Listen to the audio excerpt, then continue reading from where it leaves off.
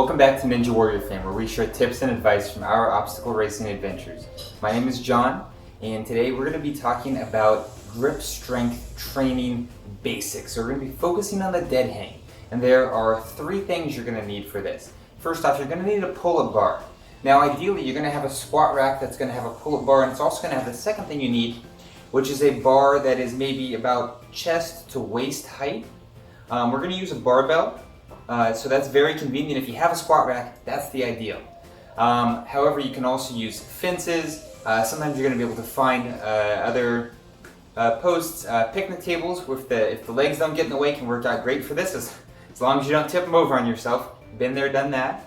And then the third thing you're going to need is a strength or a resistance band. You might need a few of these, especially as you make progress. So let's get to it. Okay, so one of the things that I mentioned you're going to need is a resistance band. We've got our handy roughly 20 to 30 pound resistance band right here. And so what we're going to be doing with this is we're going to use it to help support your body weight during your dead hang training. So I'm going to just show you how to put it on the bar properly to make sure that it provides you with a safe and consistent level of support. It's pretty simple. You're just going to wrap it around here, stick one end through, and pull it all the way down until it's tight. Now you want to make sure that you do have it pulled fairly tight. That's going to make sure that it doesn't suddenly slip and drop you down a few inches. Might throw you off, might freak you out. Again, been there, done that. So learn from us.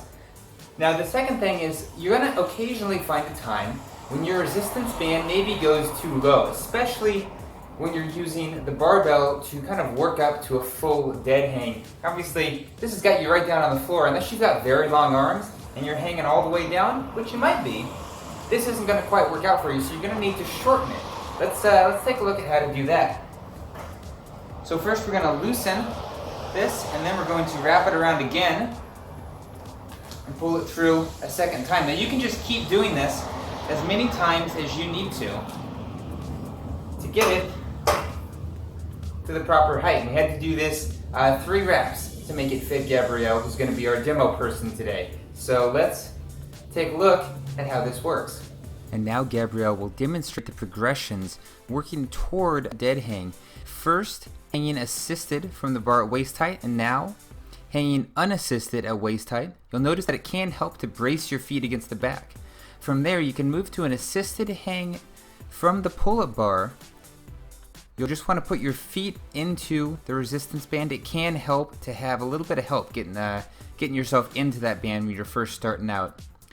Once you've mastered that, you can move on to dead hanging directly from the bar with no assistance. And in just a second here, we're going to show you what the end goal is, because this whole time you've been hanging by 2 hands, but what you really want to work toward is hanging by 1 hand. That's going to work your forearm a lot harder, a lot faster, and it's also going to give you a lot more utility on obstacles. Okay, now I'm going to let the progressions play through again in order while I go over some general training tips. Training dead hangs is very difficult. When you're first starting, you want to go as long as you possibly can each time, then safely lower yourself to the ground. I like to rest for about 4 times as long as I was able to hang. That allows me to fully recover, and then I get back on the bar. With dead hangs, you want to set a goal each session. So when you're first starting out, you might aim to get 1 minute of total dead hang time. As you become more advanced, you're going to want to aim for maybe 5 minutes of total dead hang time. And experienced athletes are probably going to want to work toward 10 minutes or more of total dead hang time. If you found this video helpful, please be sure to like, subscribe, and keep your eyes out for the next video in our grip strength training series covering grip changes, shoulder taps, and hip slaps. Thanks for hanging out, Ninja Warrior fam. Hope this video helped. We'll see you next time.